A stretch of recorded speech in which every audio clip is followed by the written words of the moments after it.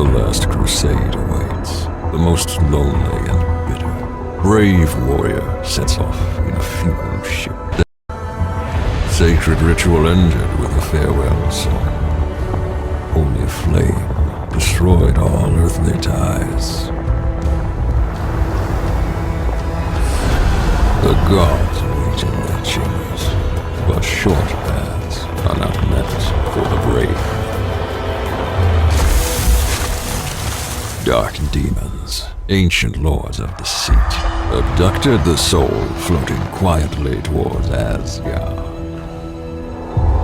With faithful sword and his fate in his hands, he enters Niffleheim, the harsh land of ancient spirits.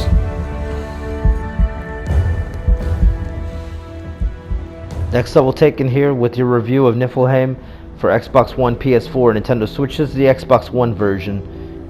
Right away, I've got to get to something that I found a little odd that I've not seen in a game in a long time, and it's got to do with the glitches surrounding the intro.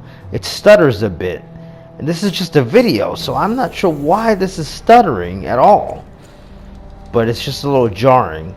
Now, aside from that, Niffleheim is a 2D game. It's an action game with mythology elements to it, and it's sprinkling of RPG, and there's a lot to micromanage here, so those that like to do that are going to have a ball here. They're going to have a blast. You are on a quest to reach Asgard, and in doing so, you need to micromanage everything. You need to keep your health up, you need to keep your food replenished, you need to keep your weapons crafted and repaired and fixed, or you need to have new ones at the ready. You need to forage for food, items, potions. You need to purchase certain things from the shops. You can buy certain weapons, certain food, certain items and potions, but others have to be found, and things have to be crafted. For mining, you'll need a pickaxe, and all of these things can break. The pickaxes, the swords. It gets a little bit annoying at times. Now, you'll find repair kits later on, and you'll buy the repair kits later on, but it's still an annoying feature of the game. The game's very grindy, and some people will love that. There's a lot of things to micromanage, lots of resources and options. Your inventory is limited, so at times you're either going to have to use an item you may not have wanted to use, or you're just going to have to drop it somewhere. You can store items in chests, though, and you have a safe to store your really important items for. So when you get raided, you don't lose everything. You will get raided a lot. You will die a lot, and this can be annoying. The combat is kind of clunky and awkward, especially at first, and even once you figure everything out, it's just a matter of hit, block, hit, block, hit, block, hit, block. There's just one button to attack. Everything's simple and straightforward, and it's very repetitive. It gets boring at times, but for people that like these types of games, I can see that there's a fan base around this, where this will be popular among some people. Other people are going to be turned off by this. This is definitely a hit or miss game.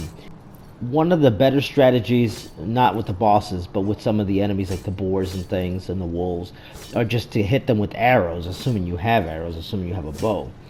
Hit them, dodge back, attack again, run, attack, run, attack. Now, what throws a wrench in everything is, once you think you've gotten good at this game, you know what you're doing, you'll have skeleton warriors come and raid your castle and damage things. You have an ultimatum of the death priests, and they'll send you on a fetch quest to get a certain item.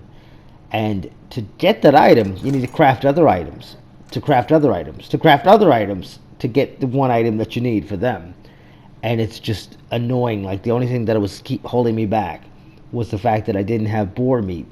And I found one boar, and everything's at random. It's when you come across enemies.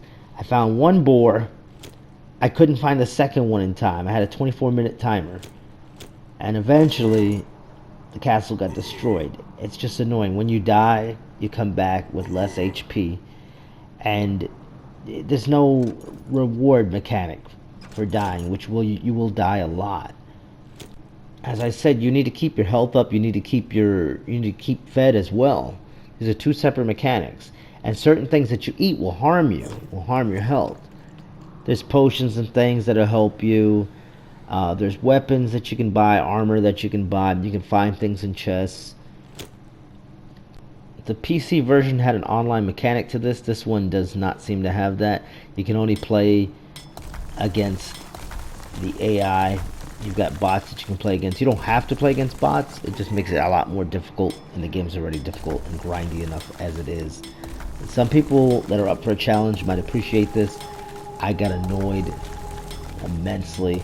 This game just... I wanted to like this game. I had a love-hate relationship with this game. We'll put it like that.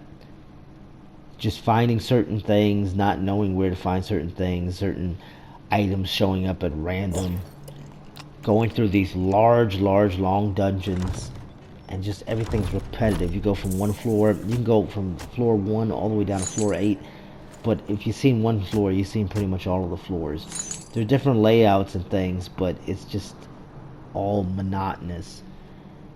And you can mine and pickaxe and find things. It's got like elements of Minecraft to it, but I personally found a lot of this just to be busy work and a chore. I did enjoy some of the gameplay. Like I wanted to like the game, but some of the bugs, like there's dead enemies that show up.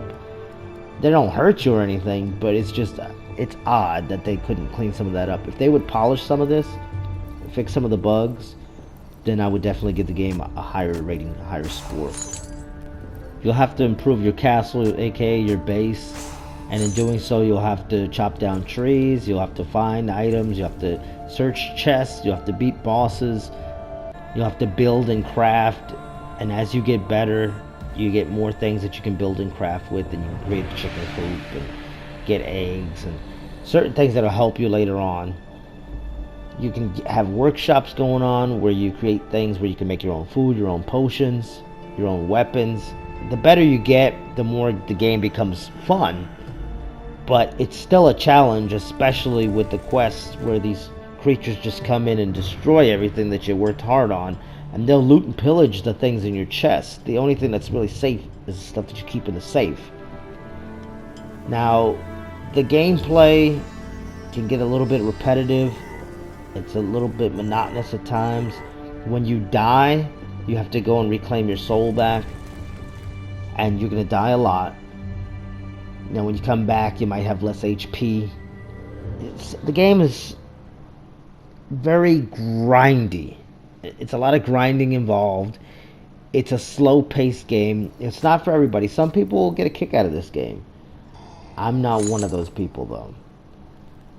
The music's not bad, though, and it takes you to another world, and at times I did find myself enjoying the title, but more often than not, I was bored, I was frustrated, the timers really threw me off. That's probably the number one complaint I have about the game, is the timers, where all the enemies come in. The crypt, like certain things I would find by trial and error, and running into 20 skeletons and just dying right away because I don't have the proper equipment and I don't have the proper armor at that point. At the beginning, it's a chore, and at the beginning of the gameplay, the game is very difficult. So some people get turned off by that right away and won't even keep playing. The game will highly penalize you for dying. Not only will you lose max HP, but you'll lose gold, you'll lose eventually resources. When your castle is pillaged, you're going to lose items. You can lose key items and resources. You might have to rebuild things, fix things up, and for that you'll need resources in itself. So the game can become tedious to deal with, tedious to play at times. But for those that have patience, that are willing to deal with it, that are up for a challenge, then you might appreciate the game's mechanics, the gameplay. With that said, it's an average game to me, at best. It's definitely, it's worth a look. It's worth a rental, if nothing else, if you're able to rent this somehow, some way. This is the type of game that will be perfect for a rental service like Xbox Game Pass, if it does indeed come to Game Pass one day. And even for something like PlayStation Now. And developers may want to take a look at something like that. Hopefully certain bugs and certain things get fixed and patched. It's minor nitpicks. I'm more concerned about the difficulty and the timers. If that was relaxed, or if there was an easier option of difficulty, then this game might be more accessible for everyone.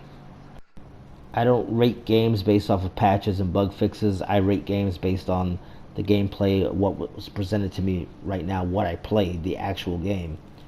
It'd be great if those things are fixed, but as of right now, I can only recommend this game for rental again. If it was on Game Pass or PlayStation Now, this might be perfect for certain people to try, because some people are going to fall in love with this game, but other people are going to want this game to burn in hell. I recommend this game to people that have lots of patience, that love grindy games, that love a real challenge. I rate this game a 5 out of 10. This is reviewed on the Xbox One. And again, it's also available on PlayStation 4, Nintendo Switch, and Steam. Digitally, $19.99 retail price. Thank you for watching. Do hope you like, share, and subscribe. Constructive comments and criticism are always welcome and warranted. It's been Next Level Taken. Until next time.